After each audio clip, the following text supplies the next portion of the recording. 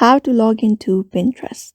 Hello everybody, welcome back to our channel. Today in this video we will be guiding you through on how we can log into Pinterest. So let's just get ahead with the process on how we can do that. But before that, don't forget to hit that like, share and subscribe icon, and also turn on the notification bell to get updated about our latest videos. So in order to log in into Pinterest, it is super easy. First of all, head over to Pinterest app browser, or you can directly head over to the app as well. It is very easy on both of them. I'm just heading over to a browser and typing in Pinterest and clicking on the very first link that appears on my screen.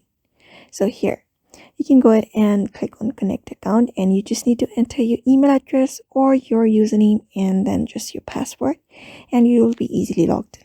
So if you have any kind of two-factor authentication on, you just need to enter the 6-digit code, and then other methods are using your Facebook or your Google, and just like that, you will be easily logged in into your Pinterest account, and you can browse different kind of pins or ideas that you may like in your Pinterest.